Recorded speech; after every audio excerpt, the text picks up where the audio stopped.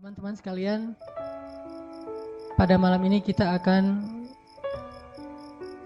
bermuhasabah dan merenungkan tentang satu hal yang saya kira tidak ada yang tidak akan terlibat emosi ketika membahas tentangnya.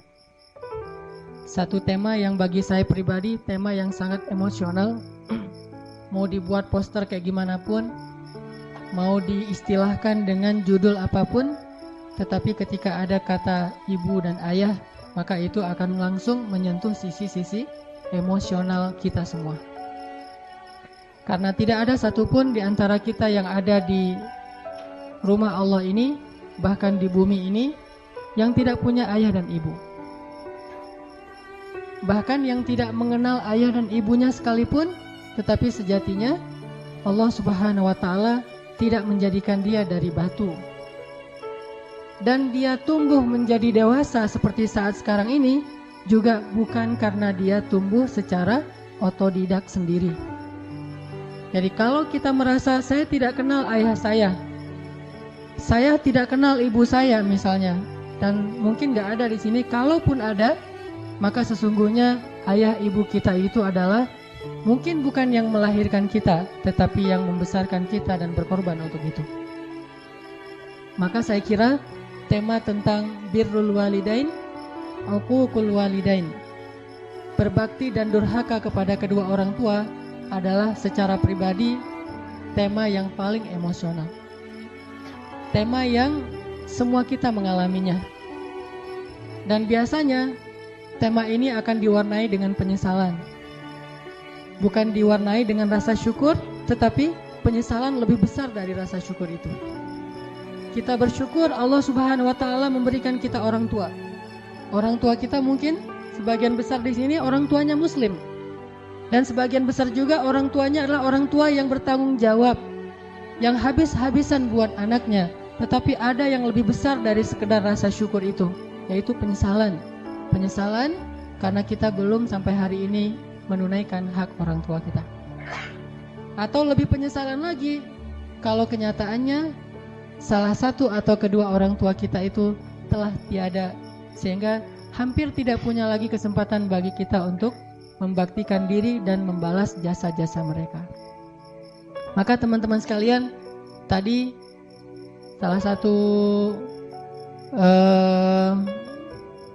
guru saya juga, adik saya juga, beliau adalah Bilal Ataki. Itu sama-sama pakai Ataki bukan karena keluarga, karena bahasa Instagram. Bilal Ataki tadi alhamdulillah beliau sedang silaturahim ke saya di Bandung dari Riau, mengimami kita sholat maghrib dan membacakan ayat yang paling jelas tentang berbakti kepada kedua orang tua. Tapi bedanya beliau suaranya lebih powerful. Kalau saya kan suaranya agak-agak gak jelas gitu ya, kayak habis musim hujan terus becek gitu. Kalau ini suaranya tuh padang pasir, panas dan gahar. Mudah-mudahan tetap membuat kita makin sadar gitu. Ternyata di dalam Al-Quran ayat tentang berbakti kepada orang tua itu luar biasa. Maka untuk itu teman-teman sekalian, mari kita hadirkan hati kita hadirkan perasaan kita buang dulu nih ego kita untuk sejenak aja. Kalau kita susah banget ngebuang ego di hadapan orang tua kita, maka hari ini orang tua kita tidak ada bersama kita sebagian besarnya. Coba buang dulu ego itu. Kita benar-benar memuhasabahi dan mentadaburi tentang tema orang tua ini dengan hati yang bersih. Buang semua rasa sakit hati tentang orang tua kita. Buang semua tentang unek-unek di dalam diri kita terhadap orang tua kita. Hari ini kita hanya ingin mencari tahu tentang betapa lemahnya, betapa zalimnya kita kepada orang tua kita, tanpa berbicara sedikit pun tentang kesalahan orang tua kita, karena emang itulah pantasnya. Allah Subhanahu wa Ta'ala sendiri tidak mengatakan di dalam ayat tadi tentang dosa orang tua, kesalahan orang tua. Murni Allah mengatakan tentang kewajiban anak dan dosa anak kepada orang tua. Untuk itu mari kita ulangi lagi tadi ayat yang dibaca di sholat maghrib. Silahkan buka mushaf, baik mushaf yang lembaran ataupun yang ada di HP. Surat Al-Isra, surat 17 Surat Al-Isra ayat 23. Kita baca bareng-bareng nih. Surat tentang orang tua kita. Surat Al-Isra surat 17 ayat 23.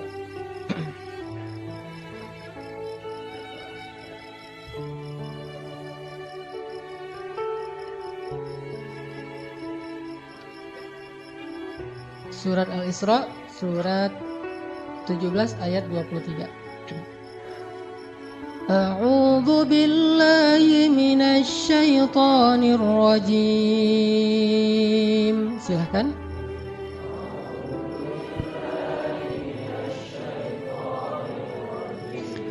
Bismillahirrahmanirrahim.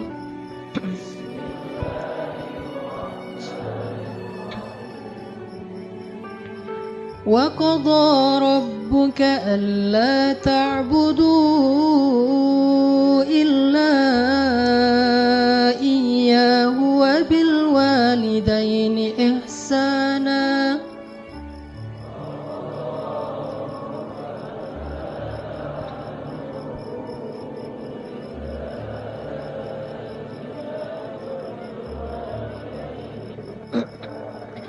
إِمَّا يَبْلُغَنَّ عِندَكَ الْكِبَرَ أَحَدُهُمَا أَوْ كِلَاهُمَا فَلَا تَقُل لَّهُمَا أُفٍّ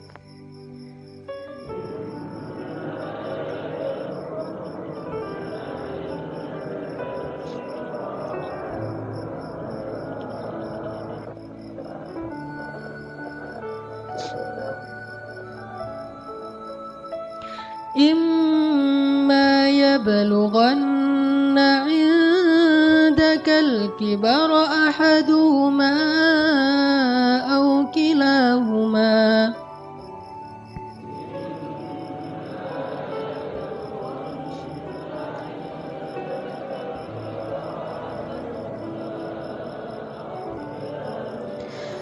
فلا تقل لهما أف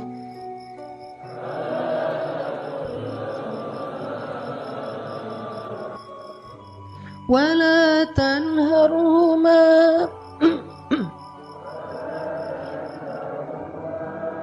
وقل لهما قولا كريما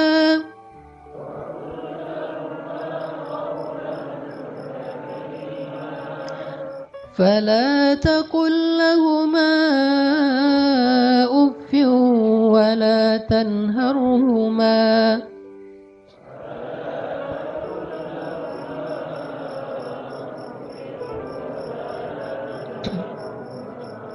وقل لهما قولا كريما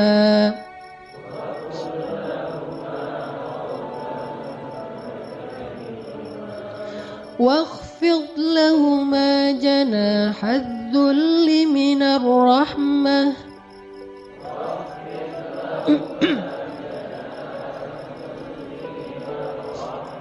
وقل رب ارحمهما كما ربياني صغيرا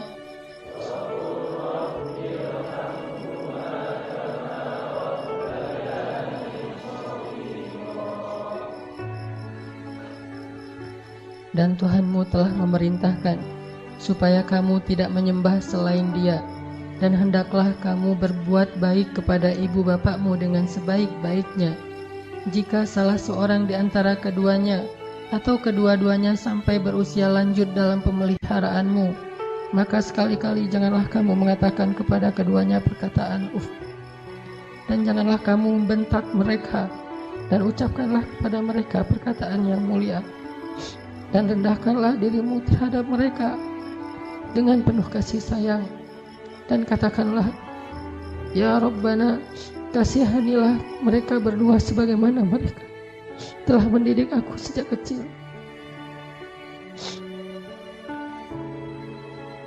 Wa qur rabbirhamhuma kama rabbayani shaghira, dan katakanlah, Ya Rabbi, kasihanilah mereka berdua sebagaimana mereka telah menyayangi dan membesarkan kami dari sejak kami masih kecil.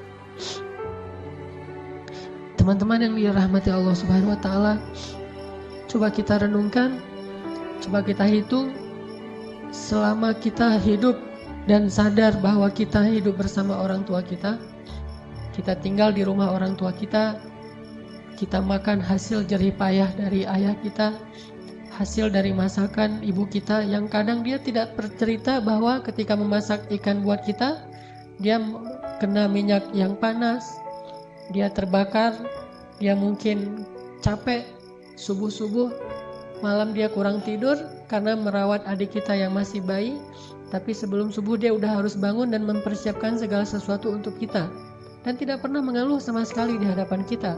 Bahkan dia tidak mau mengeluh ketika kita menyakiti perasaannya. Coba renungkan dengan jujur, selama kita hidup bersama orang tua kita, berapa kali kita mengatakan uffin kepada kedua orang tua kita? Berapa kali kita bilang uff kepada ayah ibu kita? Padahal waktu itu ayah ibu kita belum merepotkan kita sama sekali. Sama sekali belum merepotkan kita. Justru kita yang merepotkan kedua orang tua kita. Dalam keadaan merepotkan mereka pun, coba hitung berapa kali kita menghardik, mencela, atau menyela pembicaraan mereka. Berapa kali kita mengatakan kalimat-kalimat membantah uffin kepada orang tua kita. Padahal kita yang sedang dalam tanggungan mereka dan merepotkan kehidupan mereka. Merepotkan ayah kita, merepotkan ibu kita, tapi bisa-bisanya kita dalam keadaan kayak gitu mengatakan uffin kepada mereka berdua. Lalu bayangkan bagaimana kalau mereka yang suatu saat atau mungkin sekarang sedang agak sedikit mengganggu privasi kita, kenyamanan hidup kita, dengan mulai ada sedikit keluhan-keluhan, mungkin tulangnya mulai sering sakit-sakitan, mungkin dia sering harus dibawa ke rumah sakit, mungkin karena jarang dijenguk oleh anaknya, dia sering telepon, sering SMS, mungkin dia caper. Kalau dalam keadaan yang dia sudah semakin lemah, dan lemah itu hasil perjuangannya untuk kita, makanya akhirnya dia menjadi lemah, jadi sakit-sakitan, semua itu adalah bukti dari pengorbanannya untuk kita. Kalau dalam keadaan kayak gitu, maka akan seberapa sering lagi kita mengatakan uffin terhadap orang tua kita. Makanya Allah Subhanahu wa taala dengan tegas mengatakan, kalau keduanya dalam pemeliharaan kalian. Artinya apa? Sekarang berbalik. Dulu kalian berada dalam pemeliharaan mereka. Mereka sabar. Dulu kalian dalam keadaan pemeliharaan mereka, dalam keadaan ditanggung hidupnya oleh mereka, mereka tidak pernah mengeluh. Lalu ketika Allah membalik menguji kalian, gak lama, tidak selama ketika kalian dipelihara oleh mereka, apakah kalian akan sabar sesabar mereka? Maka Allah mengatakan, fala taqul lahuma uffin. Jangan pernah menyakiti perasaan mereka dengan mengatakan uffin. Teman-teman sekalian, coba hitung. Dalam sehari atau mungkin setahun ini, sejak Ramadan kemarin, berapa kali kita bilang uff kepada orang tua kita? Kalau yang gak punya orang tua, berapa kali kita bilang uff semasa hidup orang tua kita? Terutama di masa-masa terakhir hidupnya, saat kita harus menanggung beban sakitnya, pengobatannya, lemahnya, dan berbagai macam masalah yang sering Allah ujikan kepada mereka. Berapa kali kita bilang uff? Hitung itu, maka sebanyak itulah dosa-dosa kita kepada orang tua. Gak usah bilang durhaka yang besar, uff saja itu durhaka. Kenapa dianggap durhaka? Karena dosa besar itu tidak dilihat dari jenis dosanya, tetapi juga dilihat kepada siapa dosa itu dilakukan. Mengatakan uff kepada teman mungkin hanya dosa kecil, tetapi mengatakan uff kepada ayah kita, apalagi ibu kita, itu dosa yang tidak terhingga jumlah besarnya. Sampai Allah Subhanahu wa taala menggandeng perintah ini sama dengan perintah untuk mentauhidkan Allah Subhanahu wa taala. Coba kita renungkan, kita hitung. Sebanyak itulah kita akan coba untuk menghitung dosa-dosa kita. Sambil kita merenungkan, sambil kita menghitung, coba kita ulang-ulang ayat ini. Surat Al-Isra ayat 23. Bismillahirrahmanirrahim. Silakan.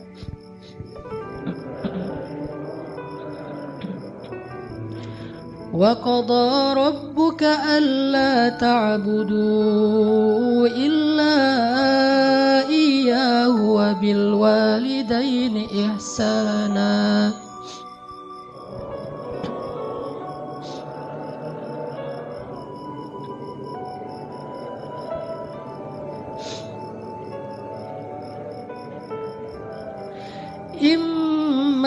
يبلغن عندك الكبر أحدهما أو كلاهما فلا تقل لهما أف.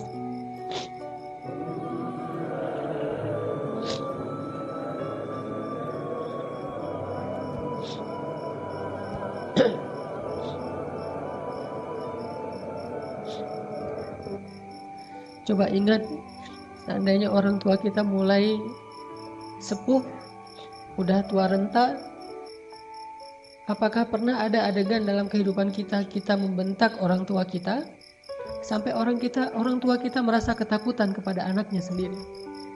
Orang tua kita nggak berani untuk mengatakan keinginannya, ingin dibuatkan atau ingin dimasak, ingin dibelikan satu masakan kesukaan dia. Saking takut dan saking kagetnya orang tua kita terhadap sikap kita yang pernah memarahi, membentak, bahkan kadang mencela orang tua kita.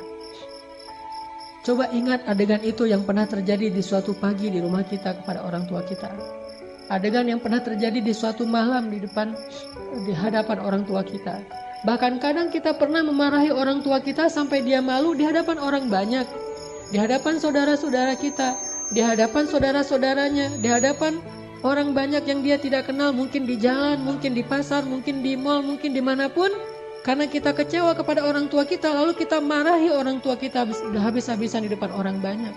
Sampai orang tua kita merasa sedih, kecewa, lalu merasa takut kepada anak yang dulu sering dia gendong, anak yang dulu dikecup keningnya. Tetapi ketika anak ini merasa sudah mampu, sudah punya segalanya dan orang tuanya dalam keadaan lemah, dengan sombong dia membentak orang tuanya, dengan sombong dia memarahi orang tuanya tanpa pernah peduli dan tidak pernah lagi ingat bagaimana dulu dia diperlakukan oleh ayah ibunya. Ingat, adegan itu pernah terjadi dalam kehidupan kita. Kalau kita merasa kita tidak pernah melakukan itu, mungkin kita adalah seorang pelupa. Saya kira orang seperti kita yang dulu pernah masa-masa kelam, pernah nggak stabil emosinya, pernah mengalami masa-masa sulit. Saya kira semua kita pernah ngalamin masa ketika kita benar-benar menyakiti perasaan ayah dan ibu kita. Kita buang semua jasa mereka, lalu kita mengatakan kalimat-kalimat yang seolah-olah kita adalah anak yang tidak pernah mendapatkan kebaikan dari orang tua kita. Ayah kita diam ketika dimarahi oleh kita, dan dia tidak pernah mengatakan, dulu kamu pernah seperti ini tapi saya sabar. Dulu saya habis-habisan berkorban untuk kamu, saya korbankan semuanya, saya siang malam mencari nafkah untuk kamu. Ayah kita tidak pernah mengatakan itu di hadapan kita. Dia tetap sabar menanggung semua ucapan-ucapan dan bentakan dari anaknya. Apalagi ibu kita. Apakah dia mengandung kita 9 bulan hanya untuk ketika kita lahir lalu membentaknya? Dia mengandung kita 9 bulan dalam kepayahan, gak bisa duduk, gak bisa tidur, gak bisa berdiri, jalan kemana-mana berat. Apakah hanya untuk melahirkan seorang anak yang congkak, sombong, yang kemudian membentak ibunya hanya karena kesalahan kecil yang dilakukan ibunya? Ingat, adegan itu pernah terjadi di dalam kehidupan kita. Lalu coba baca perintah Allah. Sehingga pantas jika Allah Subhanahu wa Ta'ala sangat murka kepada anak sesoleh apapun dia, ahli tahajud sekalipun, tinggal di Masjidil Haram sekalipun, kalau dia durhaka kepada ayah ibunya, ini tidak ada nilainya di mata Allah Subhanahu wa Ta'ala. Imma yablughanna 'indakal kibara ahaduhuma aw kilahuma fala taqul lahumā uff.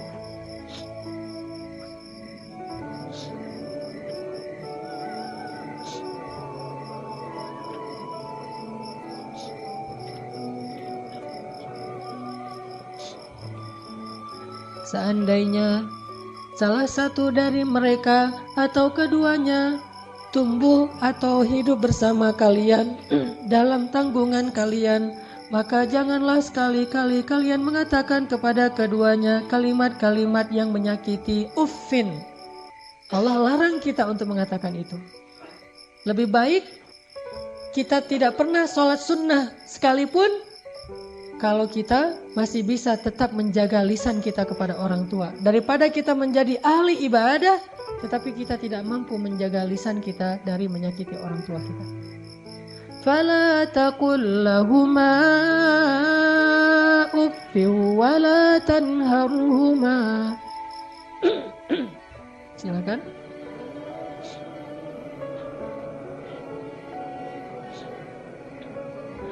فلا تقل لهما أف ولا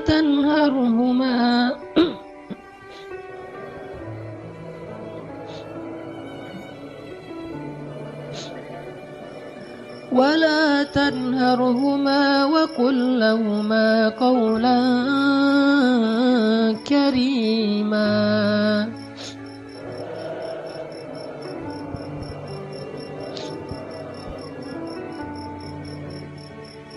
Fala taqul lahuma uffin. Kalimat uff ini adalah kalimat ketika seorang anak tidak mau mendengar ucapan nasihat dari orang tuanya. Dia berpaling, maka itu adalah kalimat uff. Dia tidak mengabaikan apa yang diucapkan oleh orang tuanya adalah kalimat uff. Orang tuanya belum selesai berbicara, dia sudah pergi, itu adalah kalimat uff. Orang tuanya memberikan usulan tetapi bagi dia itu sesuatu yang tidak penting, maka itu kalimat uff. Semua kalimat mengabaikan yang menyakiti perasaan orang tua kita adalah kalimat uff. Sedangkan wala tanharhuma adalah kalimat seorang anak yang merasa lebih benar daripada orang tuanya. Kalimat sombong, kalimat yang seorang anak merasa lebih tahu daripada orang tuanya. Atau bisa jadi orang tuanya melakukan satu kesalahan kecil, lalu anaknya melarang orang tuanya melakukan kesalahan itu. Ibu, jangan malu-maluin saya di depan umum. Ayah nggak usah seperti itu. Melarang orang tuanya melakukan sesuatu yang menurut dia tidak pantas, itu termasuk wala tanharhuma. Jangan larang dia, biarkan dia melakukan apa yang dia kehendaki selama itu bukan dosa besar. Bahkan apalagi urusan-urusan sepele di rumah tangga kita, mungkin dia melakukan sesuatu yang nggak berkenan bagi kita. Katakanlah misalnya dia memakai baju yang menurut kita tidak selalu pantas. Katakanlah dia beradab dengan adab yang tidak terlalu kita senangi. Jangan larang dia, tetapi ajaklah dia bicara yang baik-baik. Jangan pernah melarang dia melakukan sesuatu yang membuat dia merasa disalahkan, yang membuat dia merasa sensitif, karena semua itu masuk wala tanharhuma. Terus apa yang harus kita lakukan? Wa qul lahuma qawlan karima. Katakan kepada keduanya ucapan yang karim, ucapan yang mulia. Bagaimana ucapan yang mulia? Disertai dengan senyum dari anaknya, dengan suara yang lemah lembut, dengan tetap menjaga perasaan orang tuanya. Itulah qaulan karimah. Tapi kalau kita mengucapkan kalimat yang paling benar sekalipun, bahkan tentang perintah Allah sekalipun, kita bilang kepada orang tua kita, atau kita larang orang tua kita dari berbuat satu kesalahan. Misalnya ibu kita membicarakan tentang orang lain, dia menggibah karena dia tidak paham bahwa itu dosa. Dia menggibah, dia tidak pernah ngaji seperti kita, karena gak punya waktu sebanyak kita, dia sibuk mengurus kita. Suatu saat dia menggibah tentang saudaranya, tentang keluarga, tentang orang lain. Maka jangan larang dia dengan cara yang membuat dia merasa sakit hati, membuat dia merasa tersinggung. Walaupun dia salah dan kita yang benar, kita mengatakan kalimat yang baik, yaitu kalimat yang, ibu jangan menggibah orang lain, ibu itu dosa besar dan seterusnya, yang membuat dia sedih, itu termasuk wala tanharhuma. Terus apa yang harus kita katakan? Katakan qaulan karima. Pilih kalimat yang paling baik yang bahkan belum pernah kita ucapkan semasa hidup kita. Bahkan kepada pacar kita, istri kita, suami kita, orang yang paling kita cintai pun kita belum pernah katakan kalimat sebaik itu. Katakan itu kepada orang tua. Mereka lebih berhak dapat kalimat yang terbaik dari anaknya. Siapa suami kita? Sehingga kita memilih kata-kata yang paling santun untuknya, tapi kita tidak menyedekahkan kata-kata itu untuk orang tua kita. Siapa istri kita?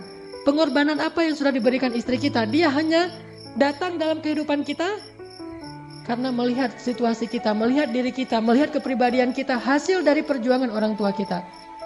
Harta kita yang sudah mapan, pekerjaan kita yang sudah jelas, kemudian penampilan kita yang menarik. Semua ini hasil pengorbanan orang tua kita, lalu istri kita mengambil manfaat darinya. Siapa dia untuk kita lebih dahulukan daripada ayah ibu kita? Apalagi orang yang bukan siapa-siapa dalam kehidupan kita, tidak ada hubungan apapun selain pertemanan, yang kemudian kita menyebutnya sebagai kekasih kita. Apakah dia lebih berhak mendapatkan qaulan karimah daripada ayah ibu kita? Makanya Allah mengatakan, wa qul lahuma qaulan karimah. Selalu tersenyum ketika berbicara kepada orang tua kita, bahkan dalam kondisi ketika kita tidak nyaman perasaannya, dalam kondisi kecewa sekalipun, dalam kondisi tersinggung sekalipun, kita berhak untuk tersinggung, tetapi kita tidak berhak untuk mengekspresikannya di hadapan orang tua kita. Wajar manusia tersinggung, wajar manusia kecewa, tetapi kita tidak berhak sama sekali mengekspresikan kekecewaan itu di hadapan orang tua kita. Kenapa? Allah katakan wa qul lahuma qaulan karima wa la tanharhuma. Jangan tunjukkan rasa tidak senang kalian kepada mereka. Apalagi kalau orang tua kita sudah mulai pikun. Banyak kesalahan yang dia akan lakukan.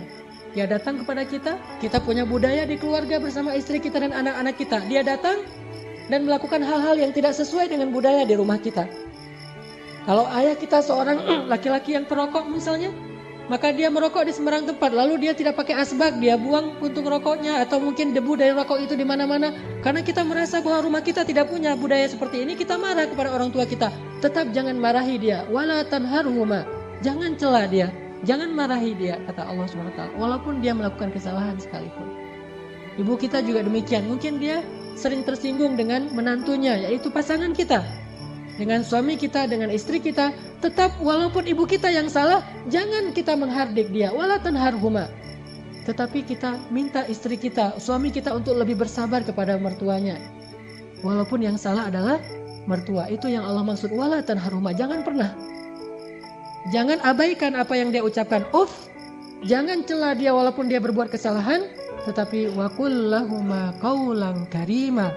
Ucapan yang paling baik yang sekali kita ucapkan membuat hati orang tua kita merasa bahagia dan senang. Orang tua kita memang kadang butuh nafkah dari anaknya, tetapi itu bukan yang terpenting bagi mereka. Memang kadang mereka telepon kita di akhir bulan meminta dikirimin uang, tetapi itu bukan yang inti dalam kehidupan mereka. Yang paling mereka rindukan dari anaknya adalah ketika anak itu bisa datang, mencium tangan orang tuanya, tersenyum kepada orang tuanya, diam ketika orang tuanya bicara, sangat santun terhadap orang tuanya, melebihi santunnya dia kepada seorang yang paling dia hormati di antara manusia, kepada seorang ustadz yang dia kagumi, kepada seorang atasan yang dia hormati, kepada seseorang yang dia segani karena kebijaksanaannya, karena kearifannya, maka orang tua jauh lebih penting dari mereka semuanya. Maka teman-teman sekalian, coba kita renungkan, ternyata jelas sekali ayat ini mengajarkan cara kita berbakti kepada orang tua, kepada ibu kita, kepada ayah kita. Tapi ada yang bagi saya luar biasa setelahnya. Ada kalimat di ayat 24 yang kita coba baca. Wakhfid lahuma janahaz zulli minar rahmah. Silakan.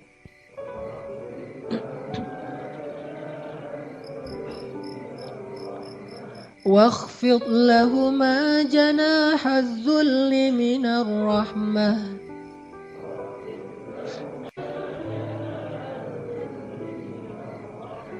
وقل رب ارحمهما كما ربياني صغيرا.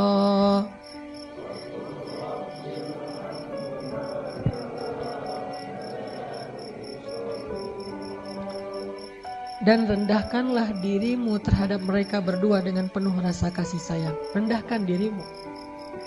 Kalau dalam bahasa Arab kalimat wakhfid lahuma janahaz dzul itu adalah kalimat ketika kita merasa tidak ada apa-apanya dibandingkan mereka.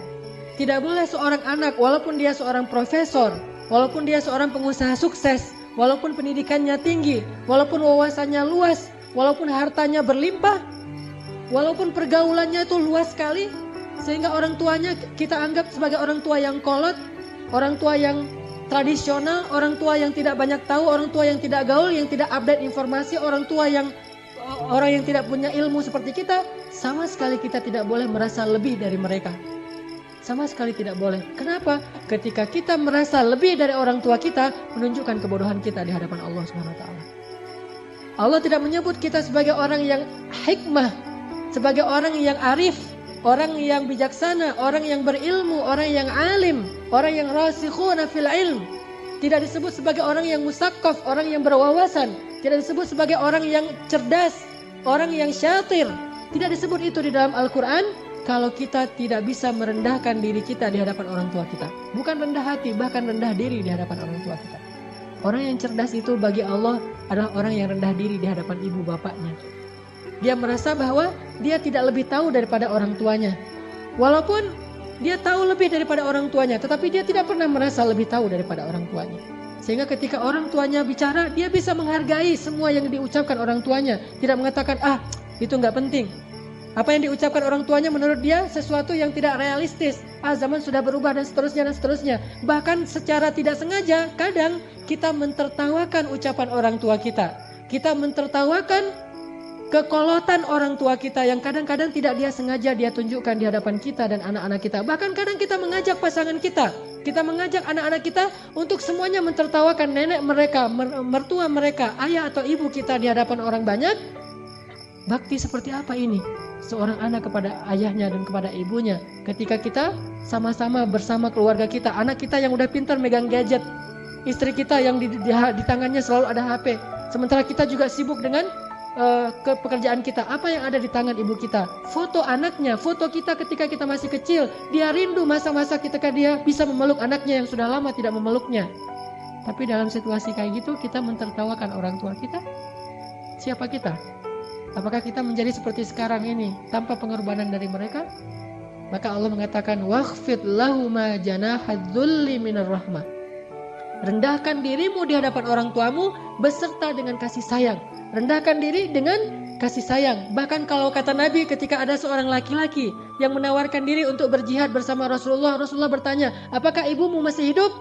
Dia mengatakan, ya Rasulullah, ilzam rijlaiha. Apa kalimatnya? Ilzam rijlaiha. Ilzam itu adalah terus menerus. Rijlai artinya dua kaki. Ha adalah perempuan. Maka terus meneruslah kamu seolah-olah berbakti kepada ibumu dengan kalimat terus meneruslah kamu mencium kaki orang tuamu atau ibumu. Disuruh cium kaki ibu kita oleh Rasulullah. Ilzam rijlaiha. Karena sesungguhnya di bawah kaki ibu kita saking rendahnya surga di mata Allah dibandingkan seorang ibu. Ternyata surga itu di bawah telapak kaki ibu. Ilzam rijlaiha kata Rasul. Bukan berjihad. Bagi kamu, khusus bagi sahabat ini tidak berlaku bagi yang lain. Tetapi ini pelajaran tetap sunnah Nabi. Bukan jihad yang terpenting bagi dia. Karena dia belum baik kepada ibunya. Bukan berdakwah kepada banyak manusia yang terpenting bagi dia amalannya. Bukan tahajud, bukan ibadah, bukan ke masjid setiap 5 waktu dalam sehari. Tetapi amalan yang paling penting bagi laki-laki ini adalah ilzam rijlai ummika. Maka ilzamlah, tunduklah kamu dan selalulah kamu berada di kaki ibumu. Selalulah kamu berada di kaki ibumu. Gak pantas bahkan seorang anak dengan kesombongan dia duduk di atas, ibunya di bawah. Atau setidaknya dia berduduk sama rata dengan ibunya. Anak yang paling cerdas, yang paling arif, yang paling dicintai Allah itu justru dia selalu duduk di bawah kaki ibunya. Dia manja kepada ibunya, dia memijit-mijit kaki ibunya yang mungkin dulu di masa yang dia masih kecil lelah. Bukan lelah sekarang, apa sih ibu mah kerjaan dari pagi tidur aja. Mungkin sekarang dia tidak lelah karena dia sudah tidak banyak pekerjaan. Tetapi dia pernah sangat-sangat lelah ketika membesarkan kita. Maka kalau dulu kita tidak pernah memijit kakinya, sekarang kita balas. Kita mijit-mijit kaki ibu kita. Kita tanya ibu-ibu mau dipijit di bagian mana, di pundak atau di kaki atau di lengan. Pasti dia akan mengatakan tidak usah. Kalaupun dia meminta, maka kita berbahagia karena ibu kita menunjukkan apa yang harus kita lakukan. Sampai seorang salafus salih, ketika ibunya meninggal, dia menangis. Orang bertanya, ya Syekh, kenapa Anda menangis? Bukankah ibu Anda ini meninggal dalam keadaan baik, dia orang yang solehah dan seterusnya, dan semuanya juga akan kembali kepada Allah. Kenapa Anda menangis? Apa kata salafus salih ini? Saya menangis karena saya tahu bahwa mulai hari ini pintu surga itu telah tertutup untuk saya. Sejak ibu saya meninggal, berarti pintu surga itu telah tertutup untuk saya. Maka berbahagialah teman-teman sekalian yang masih punya ayah dan ibu. Apalagi ketika ayah dan ibu itu sudah semakin dalam tanda kutip merepotkan kita. Maka justru saat itulah Allah Subhanahu wa Ta'ala memberikan kita pintu surga yang sangat lapang untuk kita masuki. Bersabarlah. Bersabarlah dalam menghadapi berbagai macam perangai mereka. Walaupun mereka menyakiti perasaan kita, jangan tunjukkan itu di hadapan mereka. Wakhfid janahak. Tundukkan diri kita. Kalau perlu cium kaki orang tua kita. Terus terakhir Allah katakan, wa qur rabbir hamhuma kama rabbayani shaghira. Ya Allah, sayangilah kedua orang tua saya sebagaimana mereka membesarkan saya sejak kecil. Sayangi mereka ya Allah. Itu kalimat yang paling besar yang bisa kita ucapkan untuk orang tua kita ketika mereka tidak bersama kita. Baik mereka masih hidup atau sudah wafat sekalipun. Katakan itu selalu di dalam doa kita. Baik ketika sujud atau di luar sujud, di luar sholat. Wa qur rabbirhamhuma kama rabbayani shaghira. Itulah teman-teman Mudah-mudahan kita malam ini Allah beri hidayah untuk lebih sadar, membuang ego kita. Dan kalau perlu malam ini juga kita menelpon orang tua kita. Kalau yang dekat datangi orang tua kita. Kalau tidak ada orang tua, mertua kita, karena itu juga orang tua kita, cium kaki mereka, pijit kaki mereka, minta maaf kepada mereka, minta ampun kepada mereka. Mudah-mudahan keridhaan mereka akan menurunkan keridhaan Allah dan rahmat kepada kita. Insya Allah kita lanjutkan setelah sholat isya. Teman-teman sekalian, marilah kita buka firman Allah di dalam surat Luqman, surat 31 ayat 14 dan 15.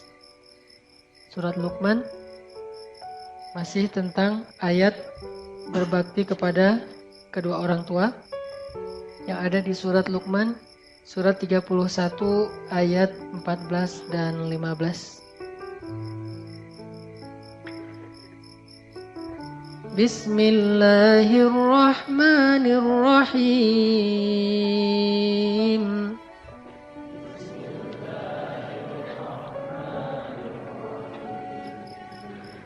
ووصينا الإنسان بوالديه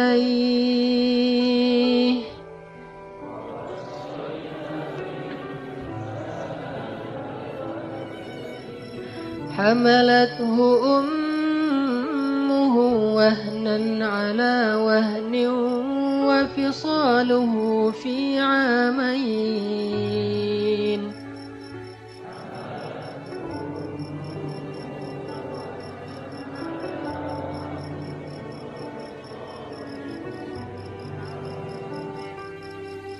أن اشكر لي ولوالديك إلي المصير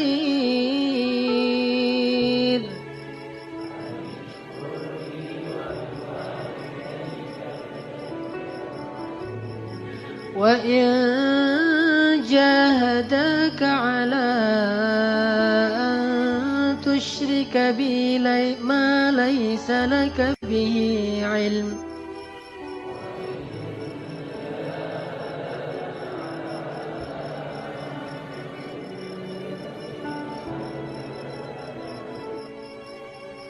على أن تشرك بي ما ليس لك به علم فلا تطعهما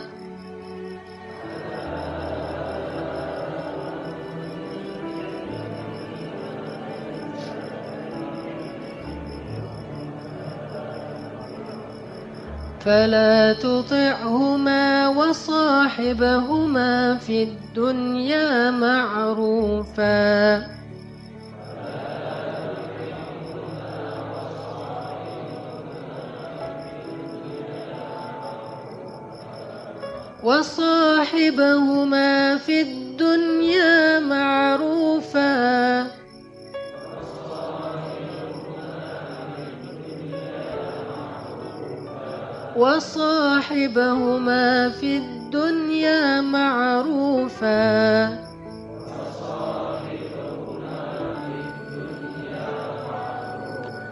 وصاحبهما في الدنيا معروفا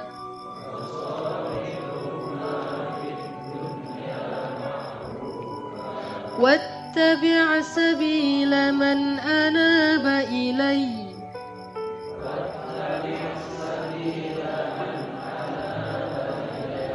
ثم إلي مرجعكم فأنبئكم بما كنتم تعملون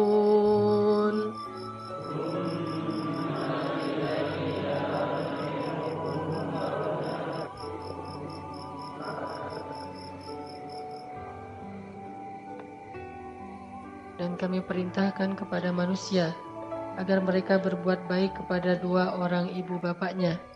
Ibunya telah mengandungnya dalam keadaan lemah yang bertambah-tambah dan menyapihnya dalam 2 tahun. Bersyukurlah kepadaku dan kepada kedua orang tuamu. Hanya kepada akulah kamu dikembalikan. Dan jika keduanya memaksa kamu untuk mempersekutukan aku dengan sesuatu yang kamu tidak punya ilmu tentangnya, maka janganlah sekali-kali kamu mengikuti keduanya Tetapi tetaplah temani keduanya di dunia dengan baik. Dan ikutilah jalan orang yang kembali kepadaku. Kemudian hanya kepadakulah kembalimu. Maka kuberitakan kepadamu apa yang telah kamu kerjakan.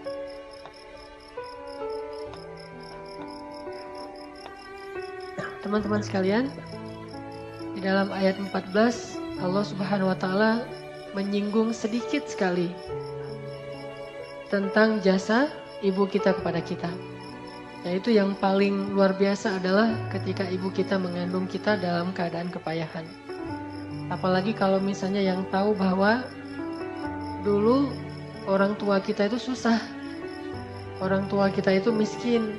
Orang tua kita itu serba kekurangan. Dan saat sedang mengandung kita, ibu kita itu dalam keadaan sangat-sangat kurang gizinya. Dia lemah karena kurang makanannya, karena kurang gizinya, kurang vitamin, tetapi tetap berusaha untuk terus bisa memberikan yang terbaik buat anaknya. Tetap berusaha untuk berikhtiar. Bahkan dia menjaga dirinya agar jangan sampai karena kesalahannya terus bisa berakibat kepada anaknya. Bisa membuat kita cacat. Kalau ibu kita nggak jaga makan, mungkin kita bisa cacat. Kalau ibu kita nggak menjaga pola hidupnya, mungkin kita nggak akan normal. Intinya orang tua kita sejak mengandung kita itu udah berkorban untuk kita, terutama ibu kita. Dan nggak lepas juga dari pengorbanan ayah kita. Udah gitu menyapih di sini mulai dari sejak menyusui sampai selesai disapi. Ini artinya bahwa Allah Subhanahu wa taala ingin mengingatkan kita sebagai anak jangan lupa kepada jasa orang tua. Dan bentuk ingatnya jasa orang tua itu adalah bentuk syukur kita kepada mereka. Apa kata Nabi? Man la yashkurun nas la yashkurullah. Siapa yang tidak bisa bersyukur kepada manusia atau berterima kasih kepada manusia, maka dia tidak bisa bersyukur kepada Allah. Jadi kalau kita ingin bersyukur kepada Allah, maka kita salah satu bentuknya adalah bersyukur kepada manusia. Dan orang yang paling berhak untuk kita syukuri nikmatnya adalah ibu dan ayah kita. Bersyukurlah kepada mereka, lalu kepada Allah Subhanahu wa taala pastinya, maka Allah Subhanahu wa taala akan menambahkan nikmat kepada kita. Arti bersyukur, setidaknya kita mengakui bahwa orang tua kita itu berjasa dalam hidup kita.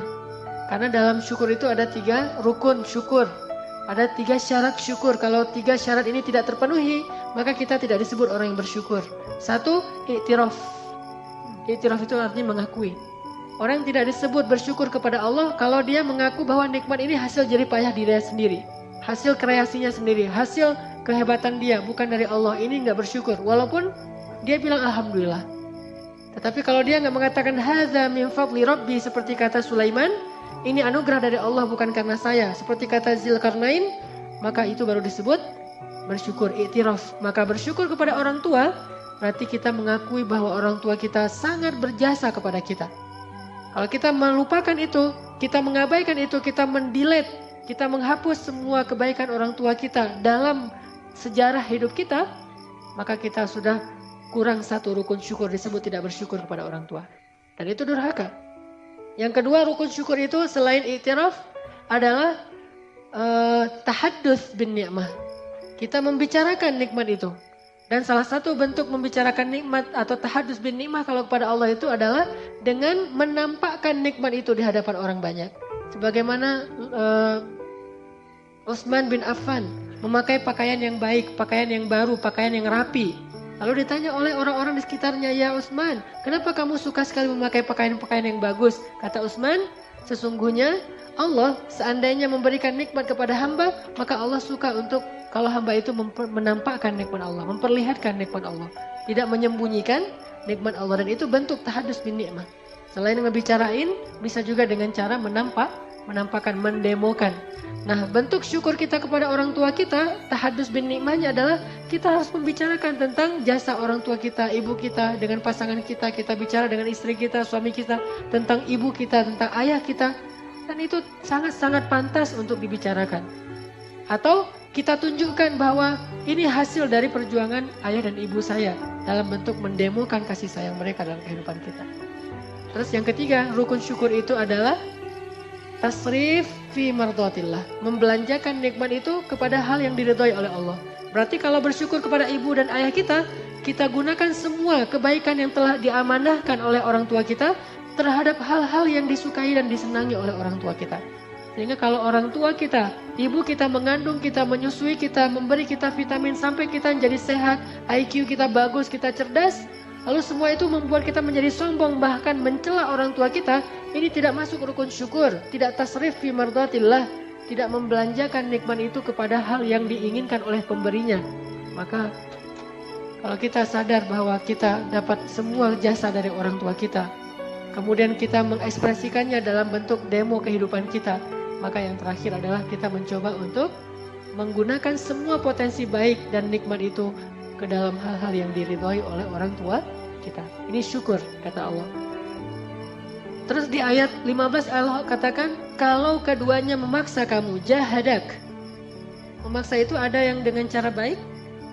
Kalau dengan cara baik itu namanya bukan maksa, membujuk. Yang namanya memaksa itu dengan cara yang tidak baik, dengan membentak, dengan memukul, dengan mengancam. Siapa yang diancam dan disakiti oleh orang tuanya sendiri? Ibrahim. Qala araghibun anta an alihati ya Ibrahim. Hai Ibrahim, kenapa kamu benci sekali dengan Tuhan-Tuhanku ya Ibrahim?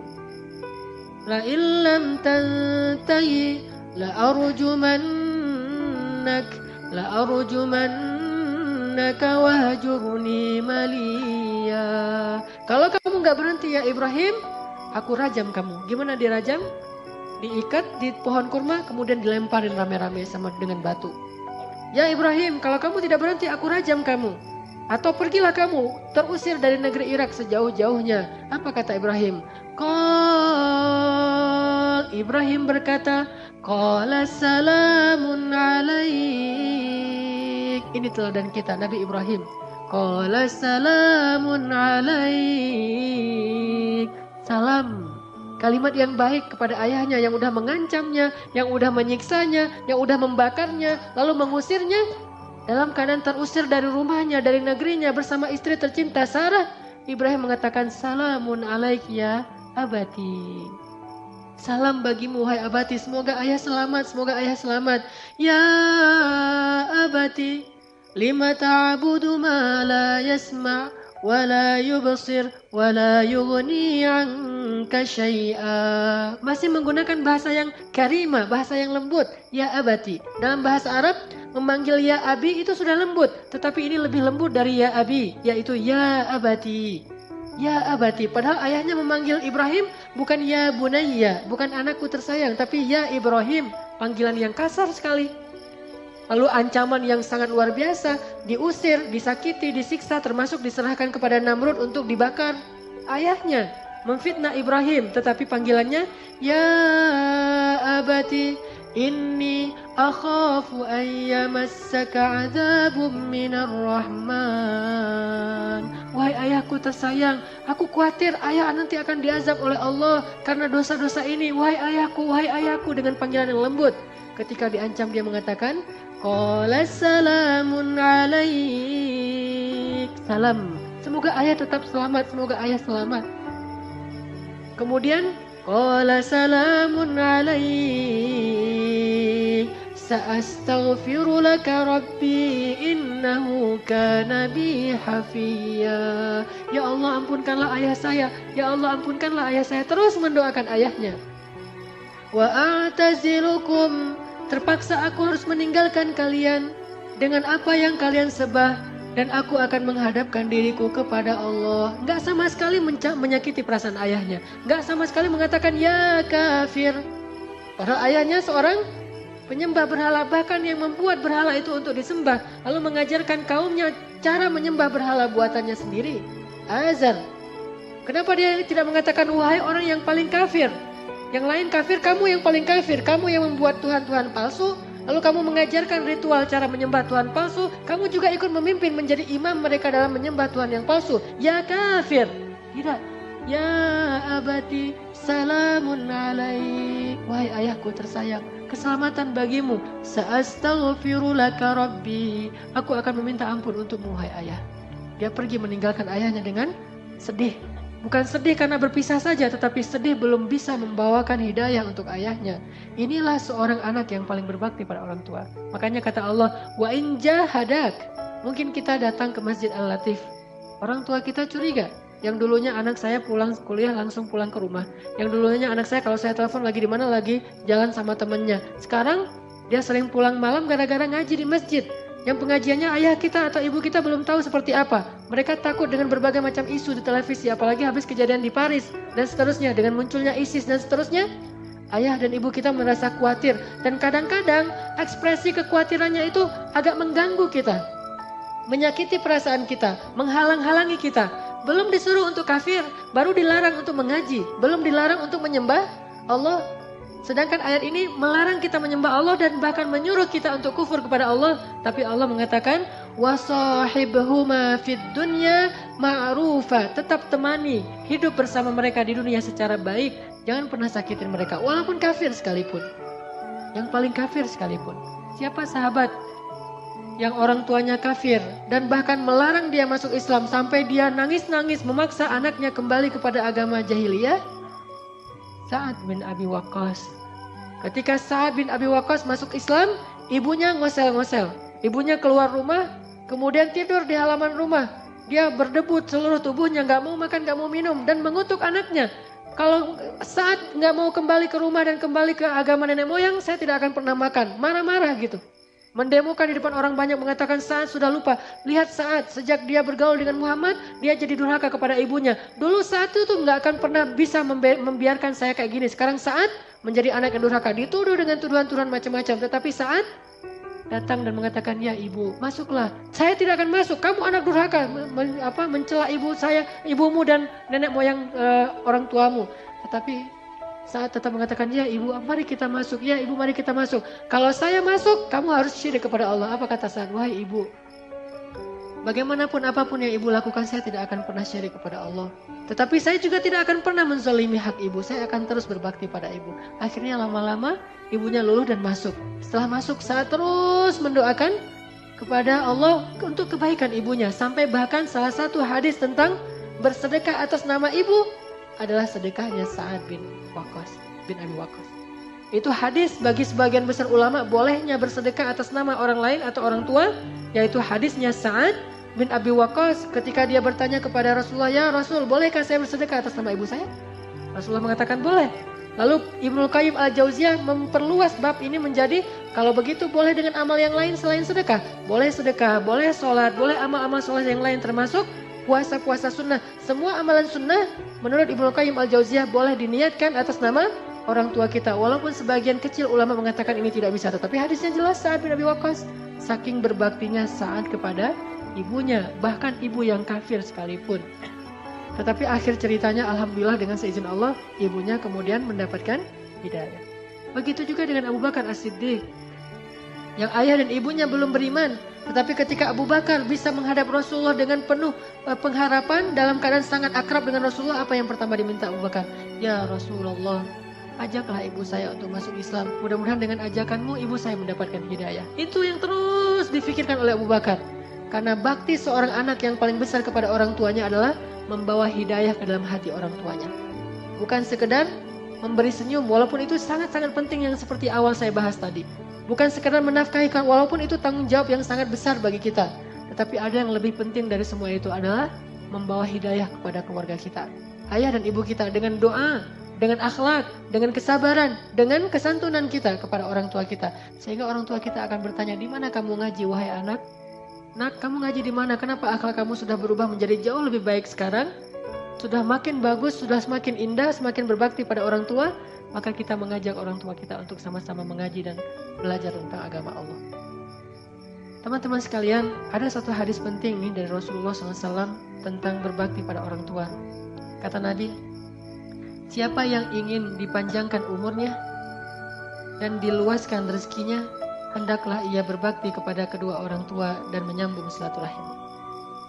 Siapa yang ingin dipanjangkan umurnya, dilapangkan rezekinya, hendaklah berbakti kepada orang tua dan bersilaturahim.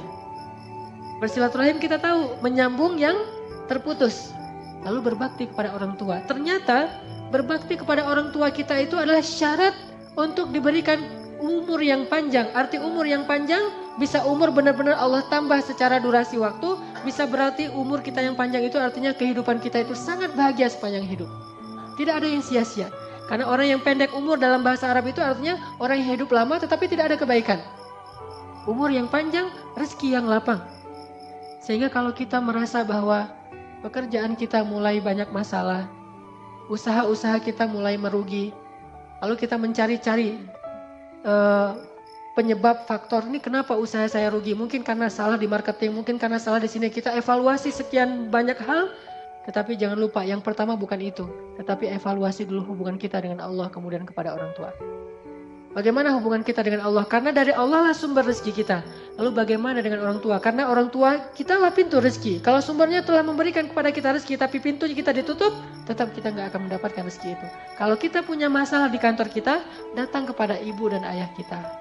Kalau kita punya masalah di kampus dan di sekolah kita, kenapa nilai saya anjlok? Kenapa saya susah belajar? Atau bahkan nggak punya semangat belajar sama sekali, datanglah kepada ayah dan ibu kita. Kalau kita punya masalah keluarga, suami istri atau anak, datanglah kepada ayah ibu kita. Kalau kita punya masalah pribadi, datanglah kepada ayah ibu kita. Karena di sanalah Allah Subhanahu wa taala titipkan kebahagiaan kita di dunia dan di akhirat. Umur dan rezeki. Apapun masalah kita, datang dulu kepada orang tua sebelum kita mengevaluasi hal-hal yang lain. Sebelum kita mengevaluasi cara belajar kita, atau les kita, atau pekerjaan kita, atau karir kita, atau kesalahan-kesalahan kita yang lain yang sifatnya teknis, yang pertama yang harus kita evaluasi adalah bagaimana hubungan kita dengan orang tua kita. Udah berapa lama kita tidak datang kepada orang tua kita? Udah berapa lama kita tidak telepon orang tua kita? Termasuk masalah jodoh sekalipun.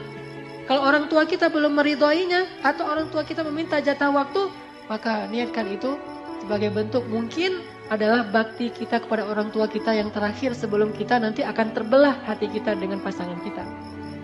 Dikasih waktu sebulan, 2 bulan, setahun, 2 tahun untuk lebih banyak berbakti kepada ibu dan ayah kita sebelum hati kita terbagi dengan orang yang kita cintai. Itu kesempatan kita. Maka turuti keinginannya. Kalaupun kita ingin agar lebih cepat, maka percepatlah pernikahan kita itu tanpa menggores hati orang tua kita. Tidak akan berkah pernikahan yang disertai dengan rasa tidak ridho dari orang tua kita. Mungkin dia tetap akan menjadi saksi atau akan menikahkan kita, tetapi tidak dengan kelapangan dada. Ridho orang tua itu luar biasa. Ada masalah sedikit, pertama sholat, karena kita memperbaiki hubungan dengan Allah. Kedua, telepon ayah dan ibu kita. Dan saya mengalami itu luar biasa, kemudahan-kemudahan yang Allah berikan dalam hidup saya beberapa saat yang lalu, karena saya masih punya ayah dan ibu. Dan saya merasa ketika sejak terakhir ayah saya meninggal, kehidupan saya itu banyak sekali ujian. Lalu saya mencoba untuk memuhasabahi diri saya. Oh, ternyata mungkin saya belum terlalu dekat, belum terlalu banyak berbakti kepada mertua saya. Saya coba memperbaiki hubungan saya dengan mertua.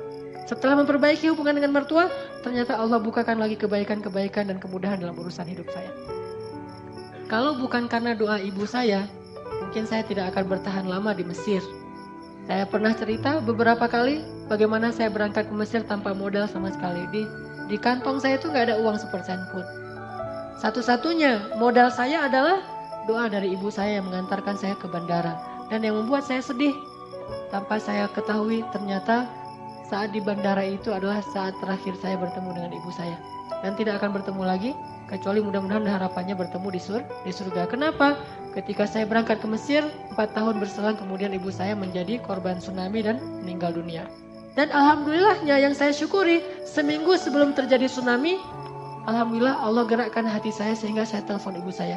Saya ngobrol panjang lebar, itu telepon yang paling panjang antara saya dengan ibu saya seminggu sebelum terjadi tsunami. Dan saya masih terngiang-ngiang nasihat dari ibu saya.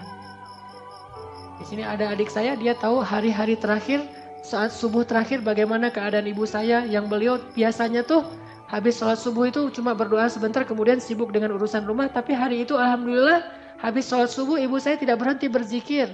Terus sampai terjadi gempa. Dari azan subuh sampai jam 9 kurang lebih terjadi gempa, beliau dalam keadaan terus berzikir dan alhamdulillah meninggalnya dalam keadaan tenggelam atau kena tsunami, dan itu salah satu meninggal yang mendapatkan pahala syahid. Tetapi ada hal yang perlu saya ambil pelajaran di sini. Bagi kita yang masih punya orang tua, jangan berpikir bahwa kita akan bisa menemani mereka dalam waktu yang lama. Kita tidak tahu usia kita atau usia orang tua kita. Selagi ada kesempatan, raih pintu surga itu. Karena ketika mereka sudah kembali kepada Allah, berarti saat itu juga pintu surga telah ditutup dari jalan orang tua kita. Teman-teman, ayo malam ini juga kita telepon orang tua kita, minimal kita SMS orang tua kita, kalau bisa menemui, kita temui orang tua kita, sehingga kita bisa meminta maaf dan ampun di hadapan orang tua kita. Pastinya banyak sekali kesalahan-kesalahan yang pernah kita buat. Kalau kita mau tahu gimana beratnya jadi orang tua, bagi yang sudah menikah dan punya anak sekarang ngerasain gimana susahnya jadi orang tua. Saya ngerasain gimana beratnya jadi seorang ayah. Padahal kehidupan saya jauh lebih nikmat ketimbang ayah saya dulu. Ayah saya berangkat ke tempat kerja, beliau tukang pangkas. Beliau berangkat pagi-pagi, pulang malam dengan mengendarai sepeda yang berjarak sekitar 12 km setiap hari. Pulang balik 24 km naik sepeda ontel.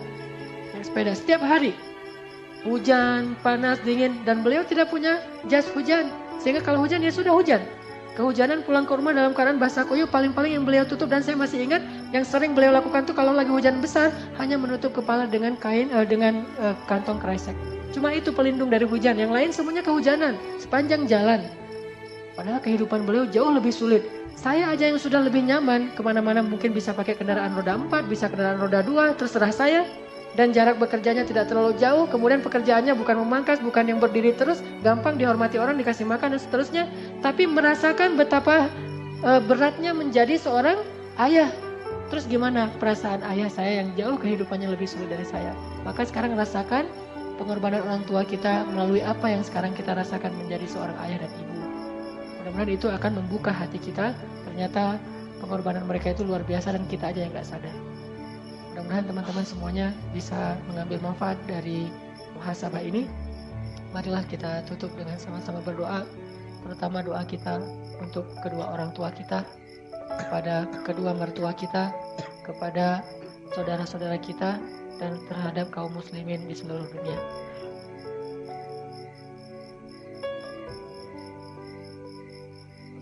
Dan juga di sini ada saudara kita yang sedang sakit orang tuanya, yaitu Bapak Haji Undang Misdan bin Sukarta, sedang dirawat di Rumah Sakit Boromeus dalam keadaan sedang sakit keras. Mudah-mudahan Allah Subhanahu wa taala meringankan, mengangkat, menyembuhkan penyakitnya, lalu memberikan pahala dengan ujian sakit ini berupa ampunan dosa dan diangkat derajatnya dan diberikan kesabaran baik bagi beliau maupun bagi keluarganya. A'udzu billahi minasy syaithanir rajim. Bismillahirrahmanirrahim. Alhamdulillahi rabbil alamin. Alhamdulillahi rabbil alamin hamdan yuwafi ni'amahu wa yukafi'u mazidah. Ya Rabbana lakal hamdu kama yanbaghi li jalali wajhikal karim wa 'azimi sultanik. Alhamdulillah, segala puji bagi Allah. Alhamdulillah, atas limpahan nikmat Allah. Alhamdulillah, atas nikmat hidayah. Alhamdulillah, atas nikmat iman. Alhamdulillah, atas nikmat Islam. Alhamdulillah, atas nikmat taubah. Alhamdulillah, atas nikmat hijrah. Alhamdulillah, atas nikmat Al-Quran. Alhamdulillah, atas nikmat ibadah. Alhamdulillah, atas nikmat keluarga. Alhamdulillah, atas nikmat keluarga. Alhamdulillah, atas nikmat diberikan seorang ayah. Alhamdulillah, diberikan ibu yang paling mencintai kami. Alhamdulillah, diberikan malaikat pasangan kami. Alhamdulillah, diberikan anak-anak penyejuk hati kami. Alhamdulillah, diberikan kemudahan rezeki. Alhamdulillah, dipilihkan untuk kami sebagai umat Muhammad. Alhamdulillah, Alhamdulillah,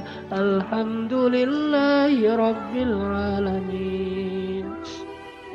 Allahumma ighfir lana dhunubana ya Allah, ighfir lana dhunubana ya Allah, ighfir lana dhunubana ya Allah.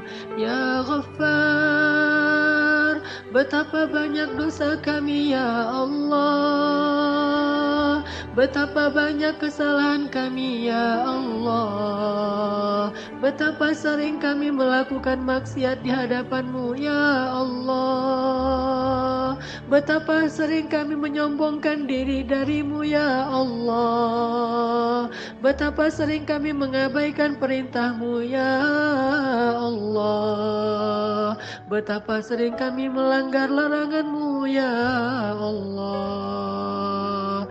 Ya Ghaffar, ampunkanlah dosa kami ya Ghaffar, maafkanlah kesalahan kami ya Ghaffar, hapuslah kesalahan dan kekeliruan kami ya Ghaffar.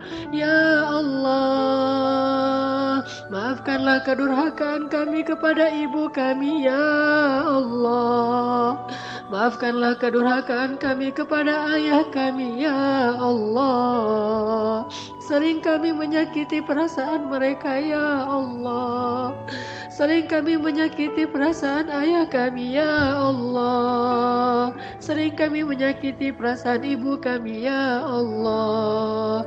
Tapi doa-doa mereka terus mengalir dan dilantunkan untuk kebaikan kami ya Allah. Ya Allah, kami durhaka kepada ayah kami ya Allah, kami melupakan jasa mereka ya Allah, kami menuduh mereka zalim padahal mereka berkorban untuk kami ya Allah.